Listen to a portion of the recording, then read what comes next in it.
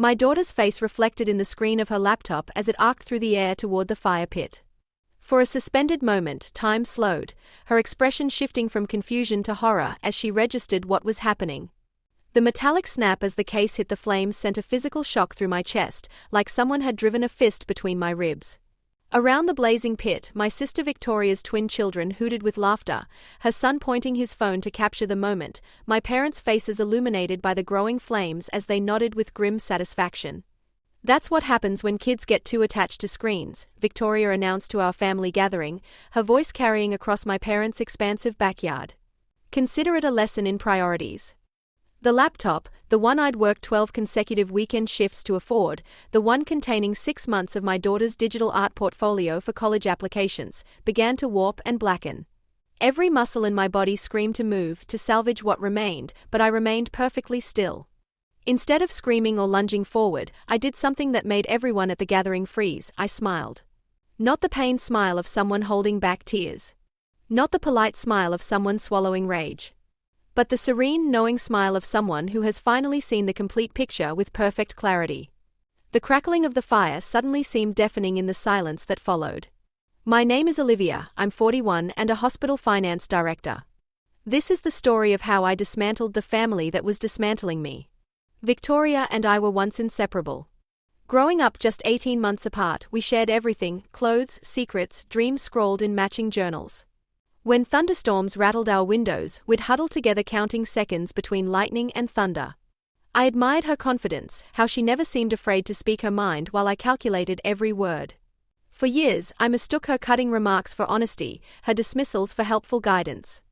The change happened in such small increments I barely noticed the pattern forming. When I earned my MBA, she told relatives, some people need extra degrees to feel accomplished. When James proposed, she examined my ring with pursed lips, practical choice. At least you won't feel bad if you lose it.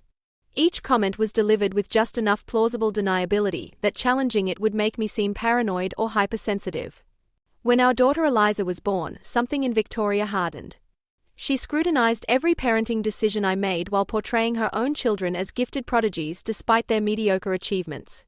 If Eliza excelled at something, Victoria would redirect conversation to her twins' activities. If Eliza struggled, Victoria would offer advice that thinly veiled criticism of my parenting.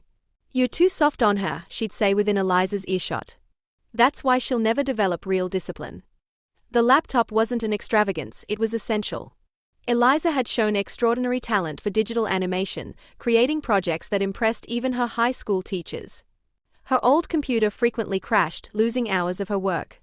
So I tracked every expense for 8 months, declined lunch invitations, took on consulting projects on weekends, calculated exactly what we needed to save.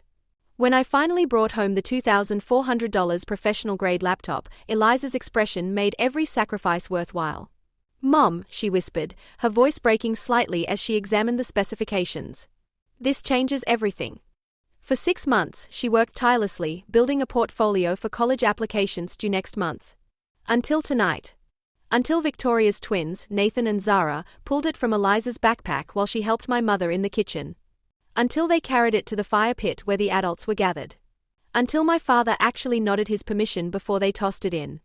I felt Eliza freeze beside me, her body rigid with shock as she watched months of her work disintegrate. The laptop's battery began to swell from the heat, the screen cracking with a sound like breaking bones. The silence grew heavier than any shout could have been. My father shifted uncomfortably in his chair. My mother's smile faltered slightly. Victoria's smirk began to waver at the edges as my continued calm unnerved them. I leaned forward slightly, my voice quiet but perfectly steady despite the furnace building in my chest. "Do you know what I sacrificed to afford that? Do you understand what I gave up while you maxed out credit cards for weekend trips?" I turned to Nathan and Zara, their faces now uncertain in the firelight. "And you too? Did destroying something feel good? Something you'd never have the discipline to create yourselves?" Their grins vanished. Victoria's neck flushed red as it always did before an outburst. "Oh, come on," she scoffed, waving her hand dismissively. "It's just a computer. She'll get over it." I maintained my smile. The same one that had silenced the yard moments earlier. "You're right," I said, standing and taking Eliza's trembling hand in mine. "She will get over it. But what about you?" My revenge wasn't a volcanic eruption that night. It arrived the next morning, methodical and precise as surgical incisions. After driving Eliza home in complete silence, I had tucked her into bed and promised that things would change. Then I sat at my desk, opened my laptop, and began. First, I called the bank. For years earlier, my parents had made me co-signer on a loan they'd taken for renovating their vacation property, the same property they frequently reminded me I couldn't afford to visit. As a co-signer, I had received copies of all documentation and payment schedules, which I'd filed meticulously as the finance professional I am. They assumed I'd forgotten the details. I hadn't. I notified the bank I was withdrawing my guarantee based on material misrepresentation, effective immediately. Their financial safety net disappeared with a single call. Next came Victoria. For years, I'd been her emergency fund, her free childcare provider, her emotional support system. She leaned on me constantly while pretending she was doing me favors. Despite the strained relationship, we still maintained a family group chat that my parents had insisted on creating to keep everyone connected, a digital space where Victoria regularly posted her demands disguised as invitations. I opened our family group chat and typed with deliberate precision. Asterisk effective immediately, I am unavailable for financial assistance, childcare, or crisis management. Make other arrangements permanently. Asterisk. I hit send and silenced notifications. But I wasn't finished. Nathan and Zara maintained public social media accounts brimming with evidence of their true character, screenshots bragging about cheating on exams, videos shoplifting from mall stores, messages mocking classmates with learning disabilities. Their mother had either ignored it or remained willfully blind. I had seen their posts appear in my feed for months as we were connected on multiple platforms despite our strained relationship. Though I rarely commented, I had quietly monitored their activities out of concern for their behavior. I didn't fabricate anything. I simply compiled their public posts, organizing them by category: academic dishonesty, theft, bullying. I created a comprehensive document with timestamps, screenshots, and contextual information. I sent it first to their school counselor, then the principal, expressing concern as a family member who could no longer remain silent. By Friday, Victoria was receiving calls from administrators, teachers, and eventually the local police regarding a shoplifting incident her children had recorded and posted with their faces clearly visible. The confrontation arrived precisely when I expected, 17 days later. My work in hospital administration had taught me exactly how long institutional processes take, from initial review to formal action. 17 days was the exact amount of time it would take for the school board to review the evidence and the police to process the shoplifting report.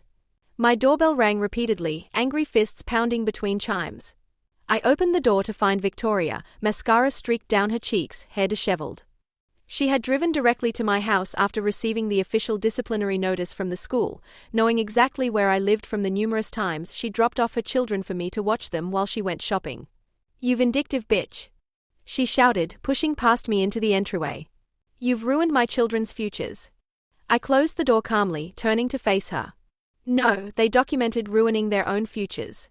I just refused to pretend I hadn't seen it. She advanced toward me, finger jabbing the air inches from my face. "You think you're so much better than me? The perfect mother with her perfect little prodigy. You've always been jealous of me, always trying to outdo me." I didn't step back. Instead, I moved closer, lowering my voice until it was barely audible. "No, Victoria. I just stopped letting you destroy what matters to me." I maintained eye contact as her expression shifted from rage to something else, recognition. "Everyone can finally see who your children really are," I said. "Who you really are." Her mouth opened, then closed. For the first time in our adult lives, my sister had nothing to say. "The school board suspended Nathan and Zara for 3 weeks, she finally whispered. "And the store is pressing charges for shoplifting. I'll have to hire a lawyer." "You did this." "It could only have been you." "Their actions did this," I replied. "I simply made sure the right people saw them." She left without another word. My parents called 2 days later, frantic about their loan situation. The bank was demanding immediate payment or refinancing at a significantly higher interest rate. I listened to their panic without interrupting. "How could you do this to family?" my mother finally asked. "I learned from watching you," I replied before ending the call. That evening, Eliza sat at her desk, fingers flying across the keyboard of her new laptop. Faster, better, with more storage, purchased with money freed by cutting off the financial drains I'd allowed for too long. James had fully supported my decision after seeing how devastated Eliza had been, and he helped me select an even better computer model than the one that was destroyed. She paused her work, turning toward me as I brought her a mug of tea. "Mom," she asked hesitantly, "was it worth losing them?" I placed my hand over hers, feeling the strength in her fingers. "Yes," I said, "because now you understand something important. Justice doesn't always announce itself with screams and tears." I smiled at her, the same smile I'd worn as the flames consumed her computer. Sometimes it just smiles and waits. And that smile, the one that had finally shown my family who I really was, became the period at the end of a sentence I should have finished years ago. In the months that followed, my family's attempts at reconciliation came as expected, first angry voicemails, then tentative texts suggesting I was overreacting, finally reluctant apologies when they realized the permanence of my boundaries. Victoria's twins completed their suspension and community service for the shoplifting charge. The juvenile court judge ordered counseling, which revealed issues deeper than anyone had acknowledged. My parents eventually refinanced their loan at higher rates, finally facing the financial reality they'd avoided for years. James and I grew closer through this ordeal, his unwavering support reinforcing what real family should be. We renewed our wedding vows on our 15th anniversary, a quiet ceremony with Eliza as our only witness. As for Victoria and me, we now maintain a distant, strictly formal relationship. We exchange brief greetings at necessary family events but nothing more. My parents learned to respect the boundaries I established, though our relationship remains forever changed. Eliza received acceptance letters from 3 prestigious art programs. The portfolio she created on her new laptop was, in her professor's words, exceptionally mature work showing remarkable resilience and emotional depth.